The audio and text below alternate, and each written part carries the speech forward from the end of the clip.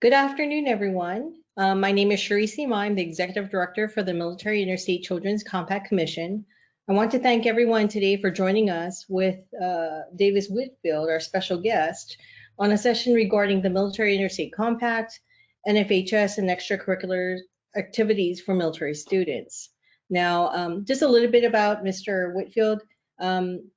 He has been since July 2015 the Chief Operating Officer for the National Federation of State High School Associations, or NFHS.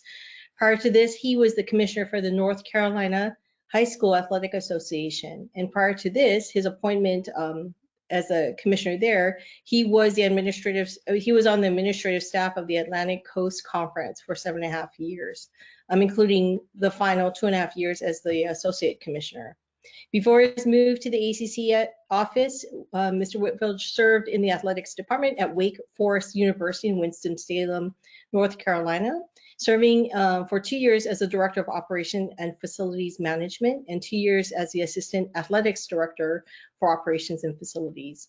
He began his career in sports administration in 1995 at Campbell University in North Carolina, where he was the Assistant Athletics Director for Operations and Facilities for 3 years.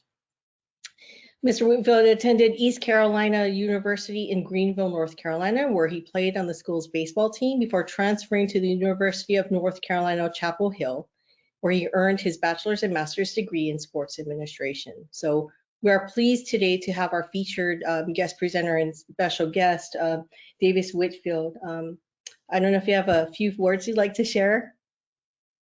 Cherise, thanks for having me. Number one, I appreciate all of the work that you and the Military Interstate Compact folks do across our country, and certainly in the office there in Lexington. And thank you, Lindsay, as well, for setting this up today. It's just a privilege and a pleasure to be here with you today, and appreciate the opportunity to be able to share a little bit more about what we do here at the NFHS. And I believe that we share really common missions and purposes in what we do, both at the NFHS and at the MIC3. And I'll talk about that today as we go through the presentation. So thanks for the opportunity. Perfect. And just to give a little bit of background for our attendees, NFHS is one of 5 ex-officio members of the commission, or non-boarding member organizations. They are the latest to join on. Actually, I think you signed on in 2015 in the fall, the same year you began with NFHS. But your role, your organization's role is really important in supporting all students in sports and extracurriculars in activities in schools. And regarding the commission, 13 states have included the state NFHS commissioner on their MIC3 state council. So although it's not, all 51 states, it's certainly significant that these states felt it was important enough to include your state commissioners on our councils as well. So with that, I turn over the presentation to you.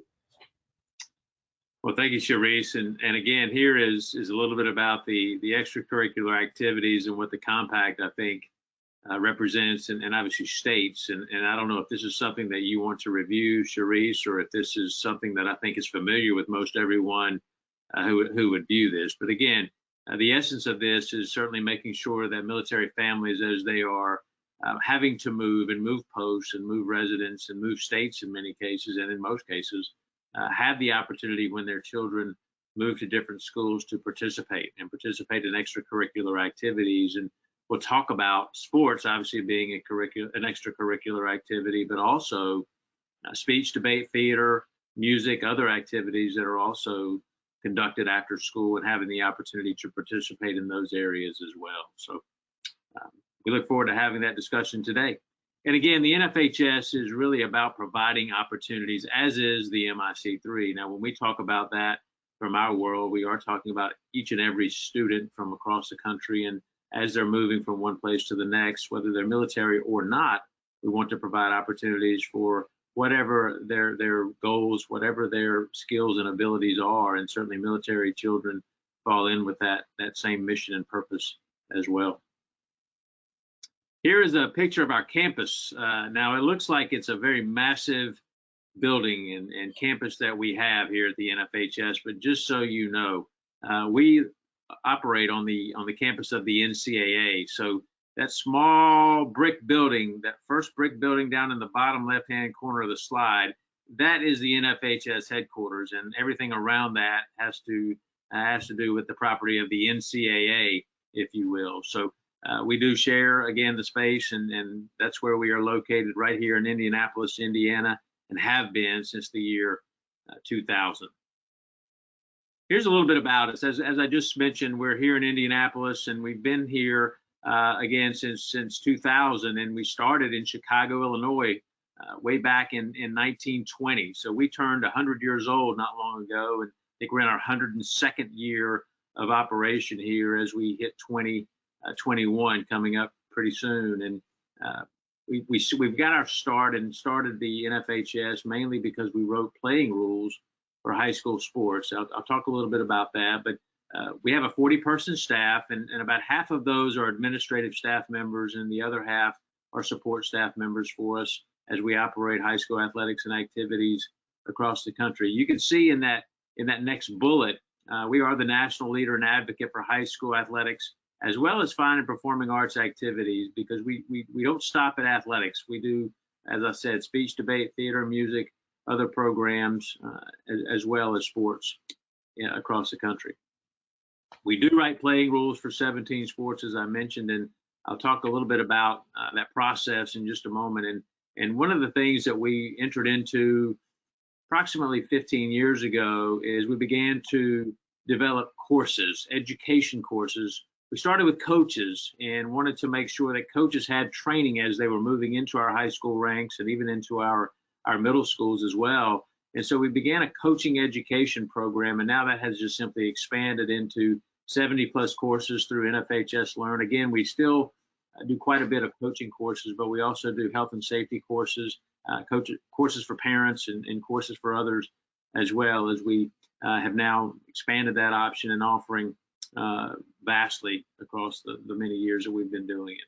We do serve 19,500 high schools, but we serve those high schools through our 51 state associations. So when you think about the United States, every state has an NFHS member.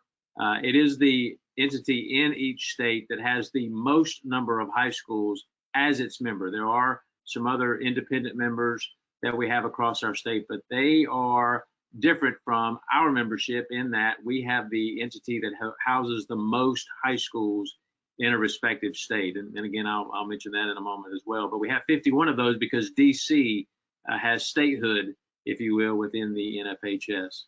Here you can see our vision and our mission, and every organization, just like the MIC3, has an appropriate vision and mission to support the operations of the organization. And you can see here our vision is, quite frankly, just to prepare tomorrow's leaders for the next level of life. And that goes back to my opening statement. I think the missions of what we do, not only in the military and in the NFHS, but certainly at the MIC3, and the work that we do together will hopefully prepare tomorrow's leaders for the next level of life as they matriculate through high school and then on to a career in the military, in higher education, whatever the choice may be for that certain individual. And when you look at our mission, it really boils down to three facets. We do write playing rules, as you see there underlined, that emphasize health and safety, educational programs that develop leaders, and administrative support to increase participation opportunities and certainly promote sportsmanship, because again, it goes back to providing those extracurricular opportunities for all young people.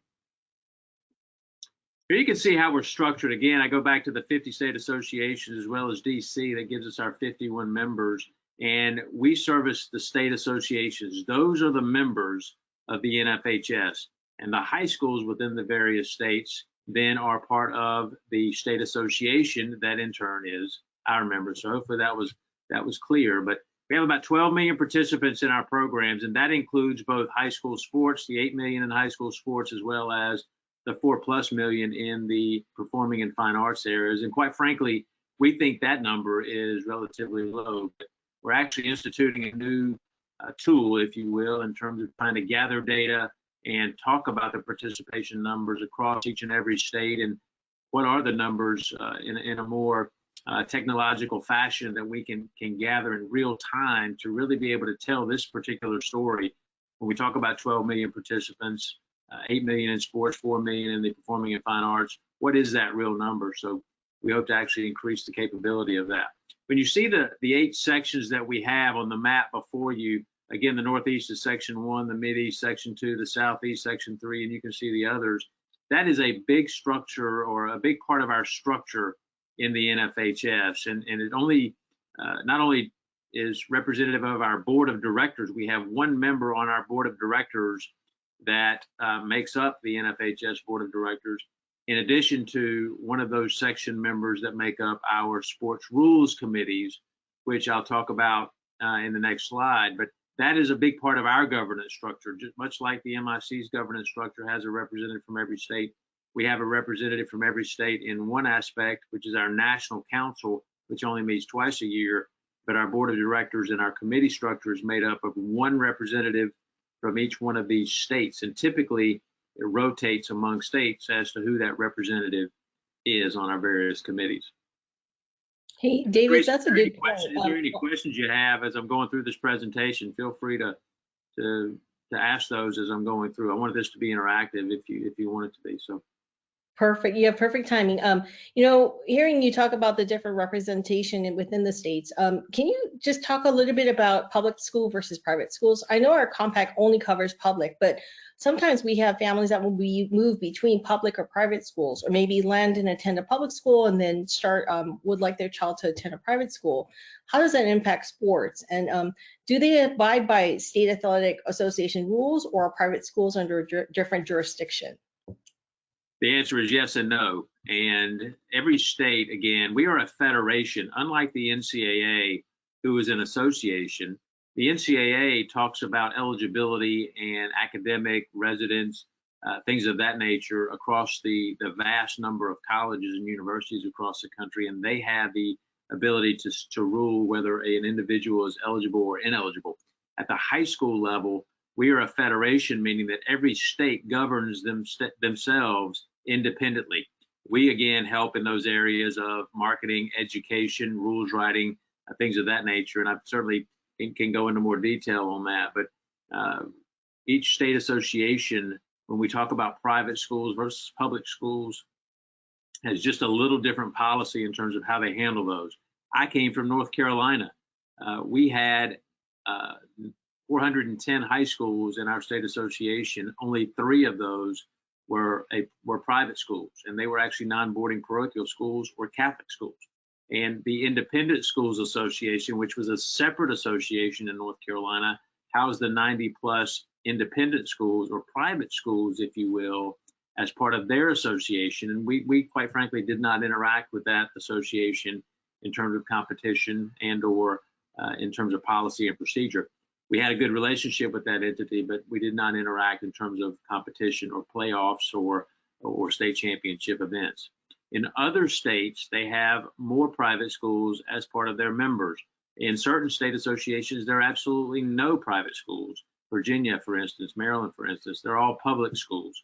So depending on which state I come from, depends on how private schools are, number one, treated, how transfers are treated. If I'm moving from state A to state B and I'm moving from a public school to a private school, it simply will then determine in that receiving state how they address the public or the private school issue in terms of eligibility. And again, that's an important question when I'm moving from state to state, depending on where I want to go to school. If it's going to be a public school, am I going to the school where I reside, or am I trying to move to another school across the county or across town? Those are very important questions to iron out in terms of eligibility. And certainly we can speak more about that if you'd like, Cherie. So the answer to the question is, it really depends on which state you're moving to and how they treat those individuals. Because as we know, there are examples within a particular state that if I'm moving from a public school to a private school and tuition is involved and scholarships are involved and things of that nature, there could be a period of sit out, as we call it, a red shirt year, if you will. If you're transferring from public to private, you may have to sit out a year, or you have to forego receiving any financial aid in order to be eligible immediately. Some state associations have the rule that if I'm going to transfer, then perhaps I can play junior varsity or sub-varsity competition, but I wouldn't be eligible to play varsity competition in that particular state. So again, every state does it just a little differently, and So it'll be important for the communication to take place early on in the process. That's a good point. And, you know, that case that you talked about was a true case that we experienced here with the commission. But I think, you know, for commissioners and for families to know exactly, well, especially for families, knowing exactly where they're going to be living, what schools they will be attending, and if their child will be participating in sports, really delving into what are the rules and regulations for that school and for that state, so that they're not hindered if they start a sport, but they plan on moving to a private or another school within the state. So I think that's a very good point. It's very important to ask those questions up front. So if I moved from one state to another, we can start with the superintendent's office and asking the questions there. If the superintendent's office is not as familiar, I would start with the school athletic director where I am slated to go to school.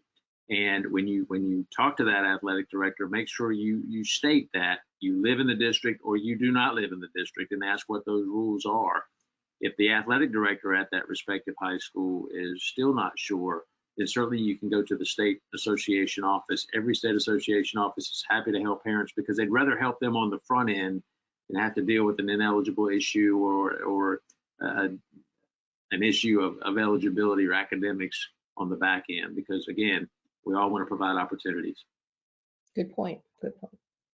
So moving on to rules here, one of the biggest facets that we have within the NFHS, as I mentioned, is we started almost 100 years ago writing playing rules, so that if I'm playing baseball, basketball, softball, soccer, football from California to North Carolina, we're playing by the same set of rules to level the playing field across the country in terms of high school sports. And one of the items that we have in our office is a rules review committee, as you can see here on the screen. And if you can read the titles underneath each one of those pictures, these are the rules editors that we have for each of those sports that I just mentioned, the 17 sports. As you can see, Lindsay Atkinson, who's the first individual listed next to me, does girls lacrosse and volleyball. Bob Colgate next to her does football, and you can see all the way down the line. So our process is really one that has worked exceptionally well, and these individuals write and oversee the writing of the playing rules for each one of the sports that we write rules for.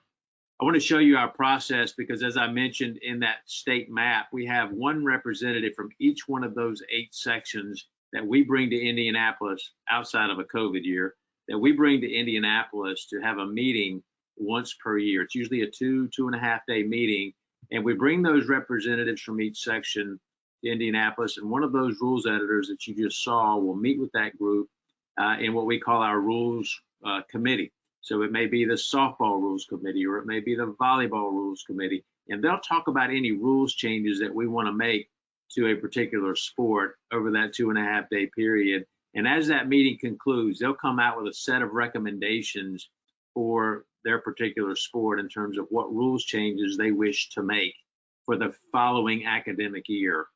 And that rules editor, for instance, will bring those recommendations to that committee that you just saw, our rules review committee. So we have a meeting after each rules committee, all 9 of us, and we talk about the rules, how it's stated, does it apply in every sport? If it does, is the language consistent from rule book to rule book? And once it goes from the rules committee to the rules review committee, the rules review committee will pass and or deny those recommendations from the rules committee. Once the rules review committee passes those rules that were suggested, it goes to our NFHS board of directors, which again is made up of the executive directors from one of those 8 sections that I showed on the map a few moments ago. And the board of directors has the final approval on all of our rules changes that we have for our 17 sports. So it's a very detailed process from rules committee to our internal rules review committee to our NFHS board of directors as it relates to rules changes for high school athletics and activities. Any questions on that, Sharice? No, great so far. Very good. And as you can see, we produce rule books following each year, and we sell those to our state associations, who in turn sends those to their high schools, to their coaches, to their ADs. So the competition, again, across the country is done very well and very consistently across the United States. We also have our rule books in digital form. So we have them available in ebook form. They're searchable. They have highlights. You can take notes. Again, very useful tool here, and you can see they're $6.99 each. We also have a rules app. So on the iPhone that I have our rules app, and I add my ice hockey and basketball book, in this case, on the screen to my rules app, and I can search, I can do quizzes, I can navigate any topic that I might want to have at my fingertips. And again, we've tried to mobilize that. So in any given year, as it relates to our rules writing process, we'll talk about football, since we're all either in football or should be playing football at this point in the year. And as we started in North Carolina, we started in August with our practice for the fall season. Well, approximately October, we'd have what we call a mid-season webinar. So all of our coaches and or administrators for the sport of football would have a mid-season webinar, again, hosted by Bob Colgate here in our office. Once we have that webinar and determine what might the issues be around football for the given year, we would develop a rules questionnaire in our office here at the NFHS. And once we develop that rules questionnaire, we send that out to the state associations to determine what the feedback is on the topics that came out of the questionnaire. And once we receive that feedback, we then send out our rules change proposal system or notification, so that if any state wishes to put in a rules change for the following football season, they can certainly do that through our online portal system at nfhs.org. Again, once we have those rules proposals, we do that sports rules committee, which I just outlined. Then we bring it to our rules review committee. Then we bring it to our board of directors for that final approval. Our board of directors has 14 days to evaluate those proposals and approve those. And then we put those into action.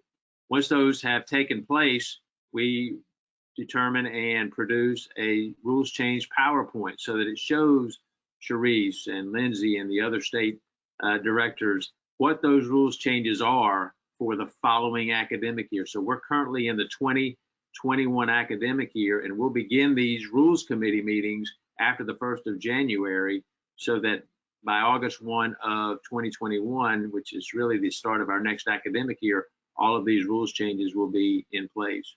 We also create some interpretation meetings that we have for officials, for coaches, etc., throughout this period, and then the rules again go into effect for the following academic year. Any thoughts or questions on that? I was just thinking about, during our training, we often discuss about how important athletics or arts are to military connected students, because it helps them transition into the new community, the school, and make friends and so forth. Can you talk a little bit about the programs and initiatives of NFHS that support all students and prepare them for tomorrow? That's a great question, because we do have a number of programs outside of sort of some of the activities and athletics that we have. We have a student leadership summit. So every summer we have an individual in our office who conducts a national student leadership summit, where we allow 6 individuals from every state to come into Indianapolis, and we conduct a 4-day webinar and or session, in-person session with a group of students that I think it's 350 students that we have plus in Indianapolis. And so that's a program where we really talk about leadership, and we ask these individuals to come to Indianapolis so that we're carrying a consistent message again back out to the 51 state associations and to the student athletes within that respective state. So that's just one example. We also have a SMAC, we call it a Sports Medicine Advisory Committee. So when we talk about writing rules from a safety perspective, we also have a Sports Medicine Advisory Committee, which is actually expanded into 15 individuals, physicians involved in that, along with state association administrators, to really talk about the rules, equipment, what is safe for our young people to look to. When we talk about education, we've developed a concussion course, we've developed a heat acclimatization course. So we've got a number of educational opportunities that our SMAC has allowed us and helped and assisted us into developing. And we also have parent courses and others where we're involved in really teaching and training parents, coaches, officials, etc., in terms of high school athletics activities and others. On the performing and fine arts side, we've developed a number of courses in terms of safety as well. And the latest one we've done based around the COVID issue is an aerosol study. And I would really urge anyone who is interested in aerosol and COVID and transmission and safe return to music, to singing in chorus and band activities, to view that course on our site or to view that information on our site. James Weaver, who is our director there, has done a wonderful job with the aerosol study, as well as copyright compliance. Many times music that's played or music that is performed or music that is played over your loudspeaker at games has to have the appropriate copyright, and this course is really instrumental in helping with that. So those are some resources, Sharice, that we have that would be outside of actual sport, actual competition, that really help to develop the overall parent, individual, coach, student, you name it. No, and thanks for sharing that, because I think that's so broad. I mean, I don't think, when I think of NFHS, I'm not thinking of all those other fine arts and opportunities and your student support and leadership programs. So I think that's really great for our commissioners and our families to know about. So thanks for that. I think I would say our entire 51 membership does sports, but only half of them are directly involved in performing in fine arts. So I was in North Carolina and we were an athletics only operation. We had a speech debate theater association as well as a music association that were a separate entity. Same students, same high schools, working within the same programs and with the same teachers, but we did not actually direct those entities. About 26 of our state associations do directly oversee those programs, so about half and half. So that's why you probably hear more about sports than you do the performing and fine arts activities, but we certainly have a major role in that area. Definitely. Sharice, moving on to our education and our NFHS Learn information. Dan Schuster in our office is our director for this program and does a tremendous job. Dan took over for a gentleman that started this program back in 2007, and he continues to do great work and has really expanded this program from just coaches into officials, into parents, into health and safety courses. And as you can see, we've delivered over 11.5 million courses over that time span, which is a wonderful number, and it continues to climb each and every year. And you can see over the past 12 months, we've delivered over 2 million courses in that same vein. When you talk about our education entity, we had coaches courses. Some of them were paid courses, some of them were not. Our officials, some of them were paid courses, some of them are not.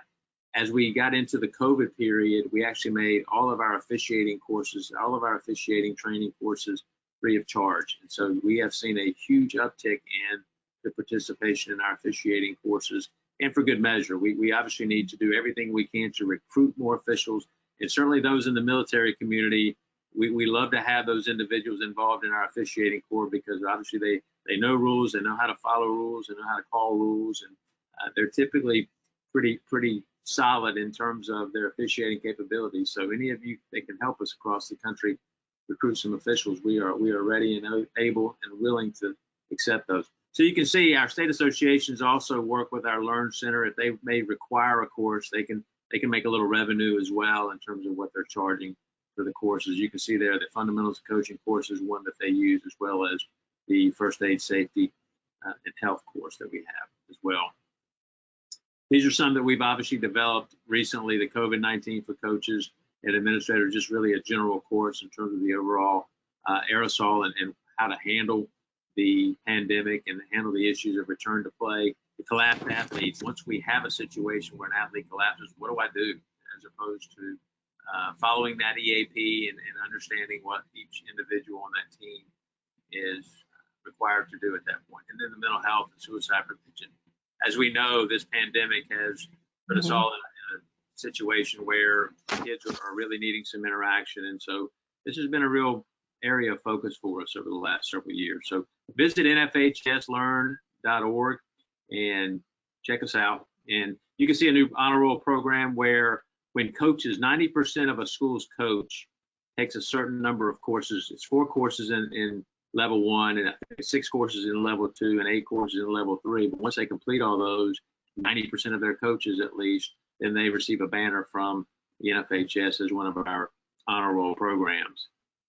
You also talk about what are our programs outside of just sport. We also have a national presence campaign. And one of the things that we started 3 years ago was, why do we play sport? Why do we have activities in our high schools? And what is your reason for participating? What is your reason for going out and playing football, basketball, baseball, running track, performing in the band or in the choir, et cetera? And many opportunities came back. And if you go to My Reason Why, there's a hashtag there. It's a website that you can find. You can also see the social media aspects of My Reason Why as well. But you can see one said passion. I love what I do. I love how I do it. And I love the fact that I'm taught each and every day. I love my teammates. I love to have interaction with my teammates. So that was one of the programs that we have, and one of the national campaigns that we have, along with one of our officiating programs as well.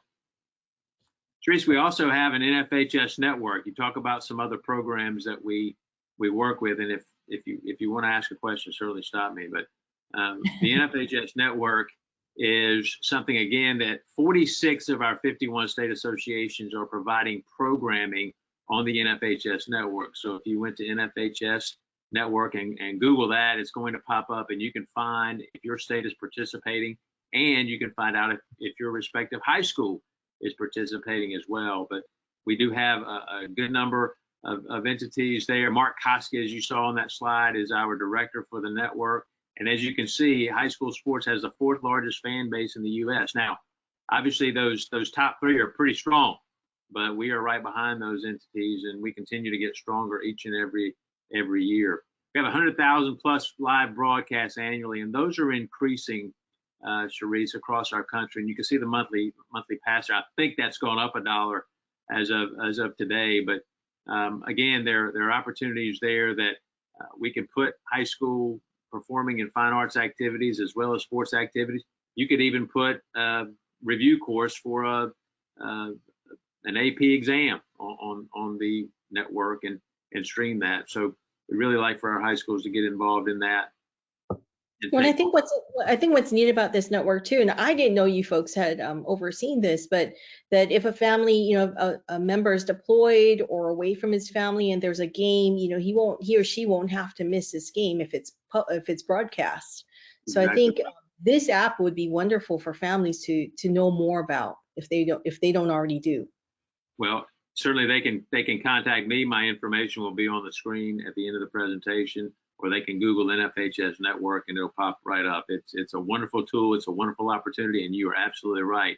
There's no better opportunity for military families who may be deployed. Mm-hmm. The NFHS also has a foundation, and I oversee our foundation opportunities. And here you can see the mission and the purpose of the foundation is to provide research funding for risk minimization efforts. If I want to do a study on overuse injuries for a shoulder or a knee, or a knee function in soccer, or whatever the case may be, return to learn protocol from a concussion, we help fund some of that research based on requests and grant requests that come in to the NFHS.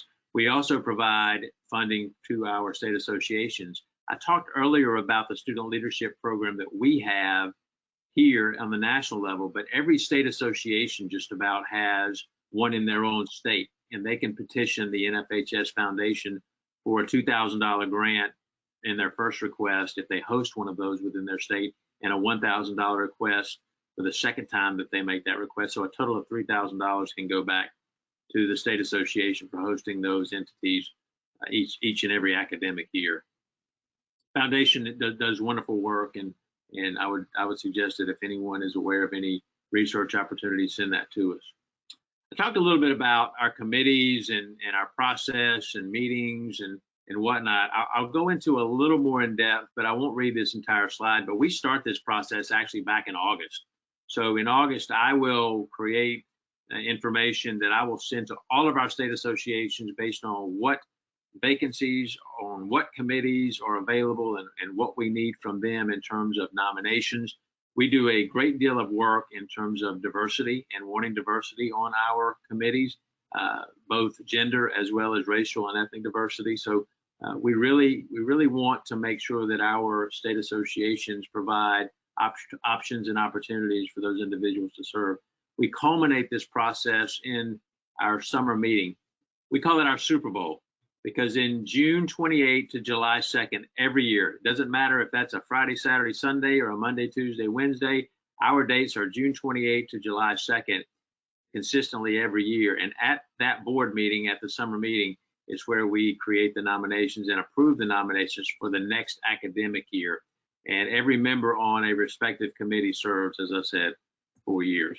Here you can see the number of committees that we have from our rules perspective. You can see they start in January, and these are not in order. They're in alphabetical order based on sport, but they start in January and we end in June.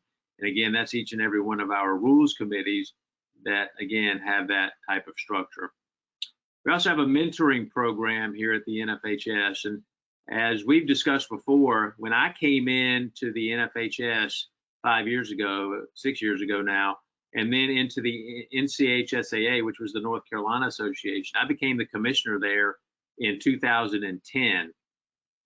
And at that time, we had over 20 individuals of the 51 state associations that had been in their current capacity for 15 or more years. Well, since that time, and since 2010 up to 2020, almost 2021, we only have 8 that have been in their current job for longer than 13 years.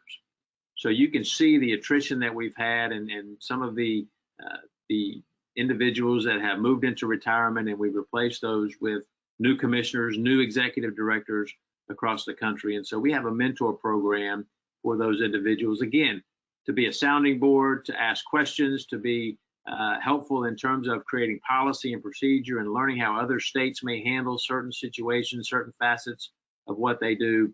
And we pair those with an individual who is more veteran, and they have monthly contact and talk through some of the issues. So it's been a very big help to us.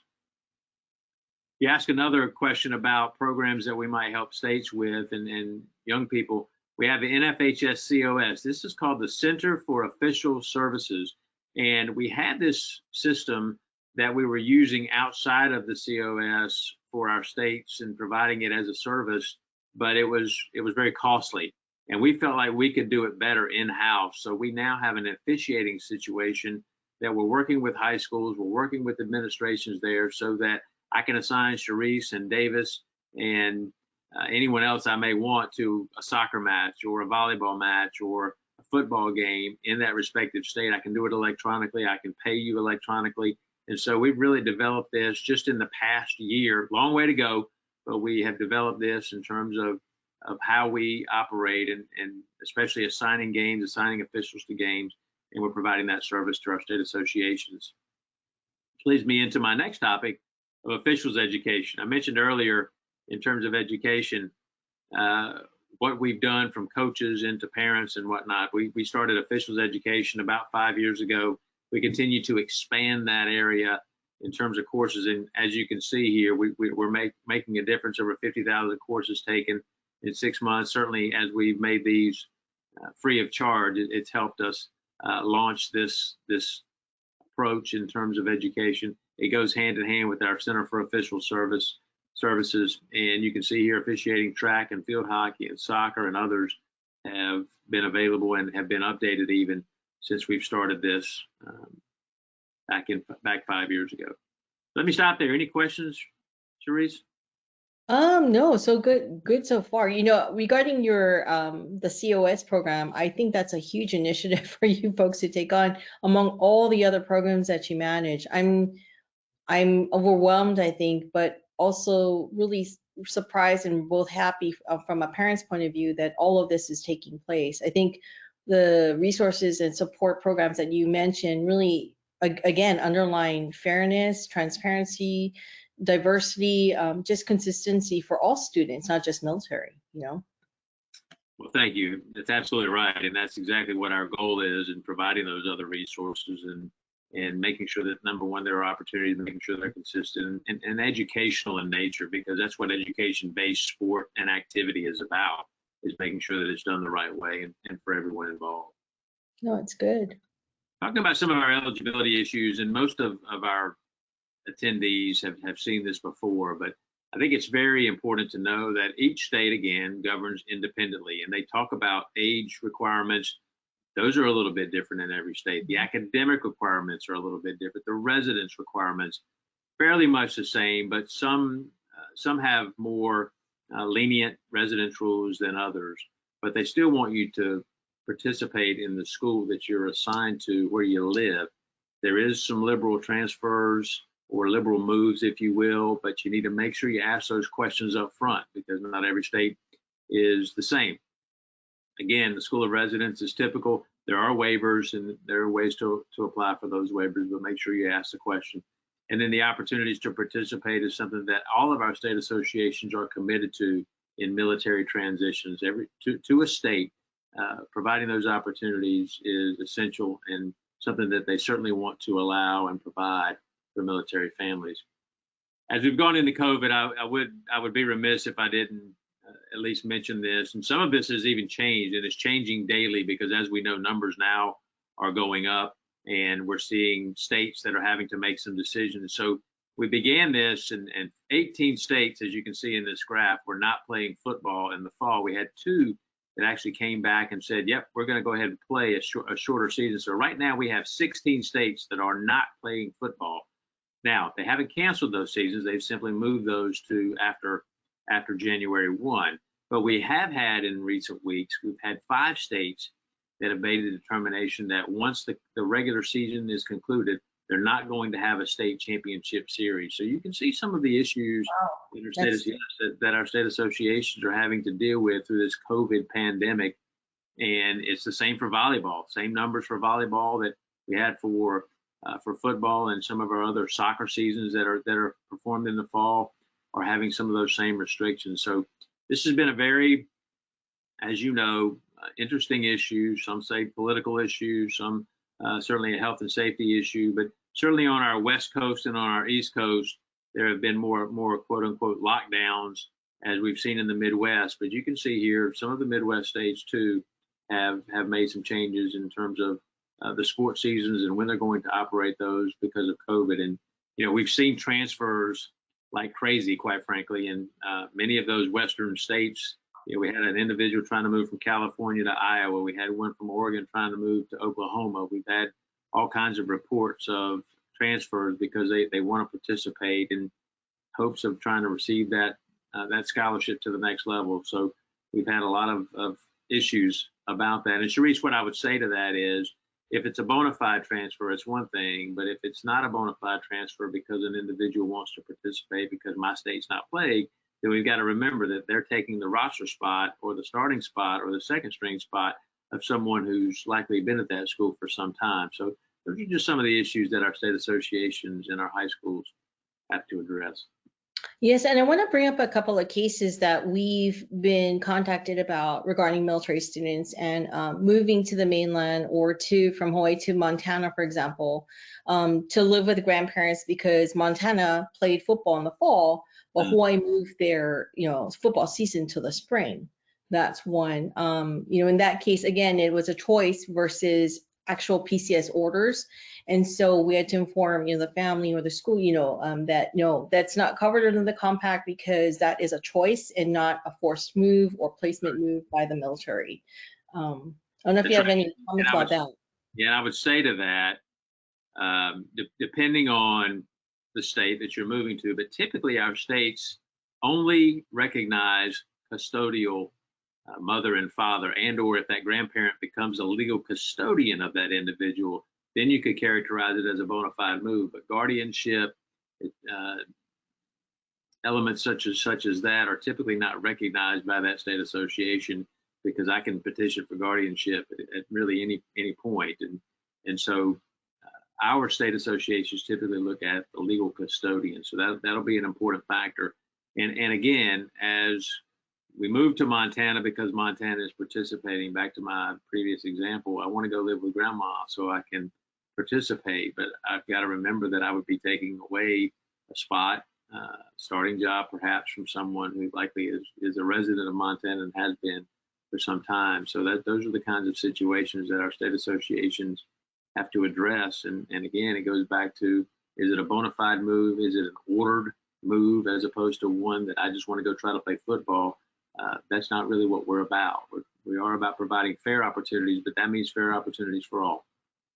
Good That's question. a good point, and that makes that kind of moves me to the other case where we had, a student that may be playing in the fall somewhere, but then moving back to, in this Montana Hawaii case, moving back to Hawaii so they can play football in the spring season, but they would be ineligible because they already played a season in another state, correct? We had a rule in North Carolina that I can't play the same sport in a given academic year that I have played in a previous state. And I believe most every state association has that same rule. So for instance, I'll give you an example. Soccer is one where we may play boys and girls in different seasons. Tennis, when we may play boys and girls in different. Golf is another one. But if I am in North Carolina and we play boys soccer in the fall and I move to Utah and they play boys soccer in the spring, I can't play a season of soccer in North Carolina and move to Utah and play a season of soccer. I get one chance to play that sport in a given academic year. And I dare say we have every state association that has that rule. So please be mindful of that, that if I'm participating in that particular sport in the fall, I should not expect to participate in that same sport in the spring. I can participate in another sport, but not in the same sport. No, good points. Those are, I think, important for folks to remember, not only our parents, but also our commissioners as they're managing the cases that maybe be sent up to them. As far as resources, I know that parents can find, even commissioners can find the status of state sports on your website, correct? Yes, they can. If you go to NFHS.org, we have them broken down into fall, winter, and spring seasons. Now we have those designated according to what the majority of our states do, and certainly some states can change those sports seasons, and many have adjusted seasons to after January 1, certainly in this COVID environment. But we do have all of that information on our website, and we have a staff member that does a great job and is very diligent in terms of trying to keep track of that from a state association perspective. So it's up to date, and it's good information if you're moving, or again, if you are trying to find a way to contact that respective state association. No, perfect. Thank you. Yes, and if you go to NFHS.org, you also have the ability to go to our website, and then you can get to learn from that same site. You can get to the My Reason Why website that I mentioned. You can get to a number of facets that we have directly from NFHS.org. So check it out. That's my shameless plug to the membership and to the group. Again, these are just some of the questions that as individuals are moving, and this is really for the commissioners and for the SLOs that may address cases as individuals are moving. Are you interested in participating? Are you academically eligible in your home state? And then how does that translate into the academic standards from an eligibility perspective in the new state? Are you eligible based on attendance? In North Carolina, if you miss more than 6 days, then you are ineligible to participate in the next semester. So there are ways that you need to make sure from an attendance standpoint. And then again, from a residence perspective, this is the one that typically catches most. So there are waiver opportunities. Again, just make sure you're being transparent. I want to live here, but I want to go to school across the way because I want to take advantage of an academic program, or I want to play baseball at that other school. There are waiver opportunities, but I would ask that question up front.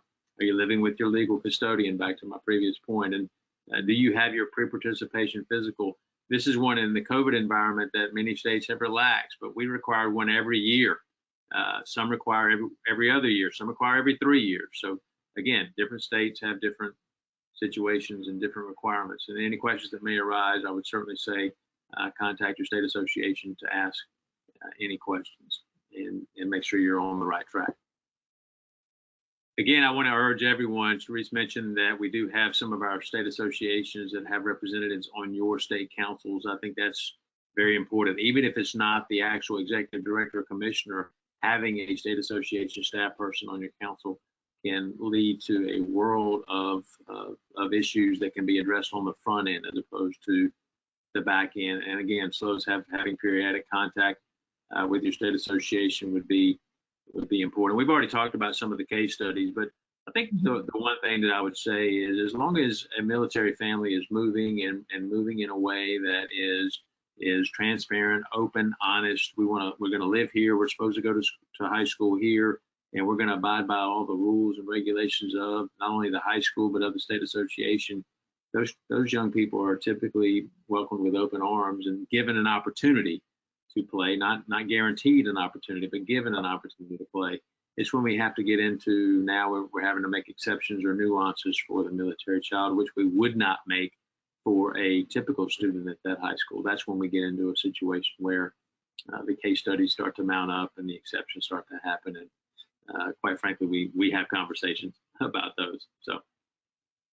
Oh, great. And, I just want to mention that, you're absolutely right. Your state representatives, and again, I can only speak from Hawaii just because that's where I'm from. And I've worked with that state athletics association director, but there was a case where a student was moving because of his dad. He was moving from the base to the regional command area.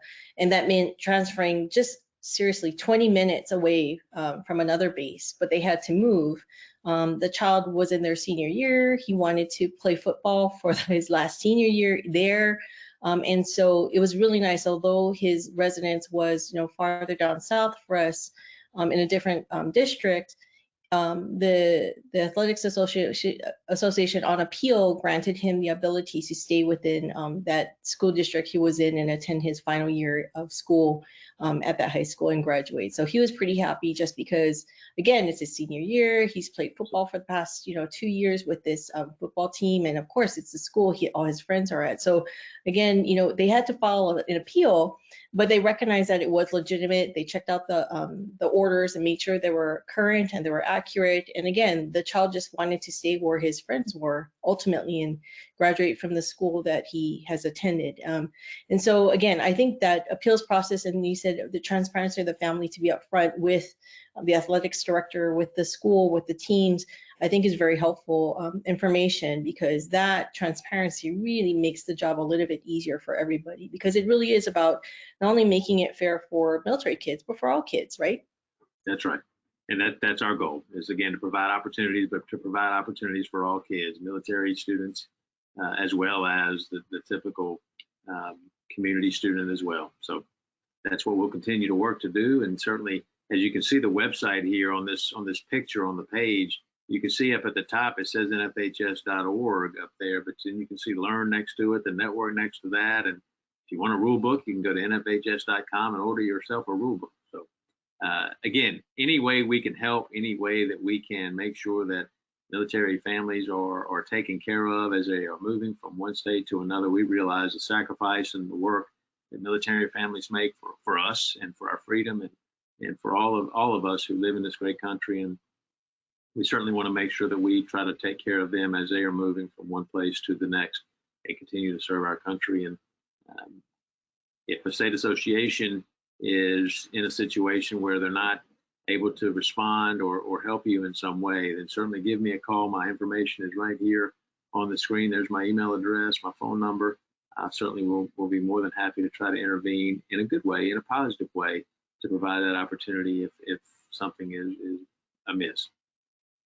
Well, I just wanted to thank you, Davis, because I know, we've heard your brief at our annual business meetings every year, and you've worked with us and our commissioners on cases supporting families, but really your engagement on the commission is definitely valued, as with all of our ex-officio members. But it really does take a village to support kids, all kids. And I think your role and what you and your organization does is truly valuable and important. Again, I think your values are similar to ours, right? We're just a support agency that wants to do the right thing for kids, making it fair, making sure they have the opportunities they can have in order to pursue whatever they want, whether it's just career in sports or in education or to be a doctor or whatever that is. But ultimately, we're all about the same thing, and it does take a village. So I appreciate you sharing this information today. I think for our members, our commissioners, and for our other stakeholders that will listen to this webinar, hopefully they'll garner as much information they can to help them support the compact and of course support all kids. If we can go to the final slide, I just want to highlight the opportunities, the commission. If you do need more information on the compact or the commission, please visit www.mic3.net. You can also order or download a guide for parents, school officials, and public administrators. And that guide will provide more detail on what the compact covers and it doesn't. But again, thank you, Davis. I really appreciate your time today. I know you're a busy guy, but we definitely appreciate your support and your engagement to support all kids. Happy to do it, and wish everyone in your respective state and our commissioners and our SLOs the best. And again, if we can help, please do not hesitate to give us a phone call. Thank you. All right, Sharice, thank you.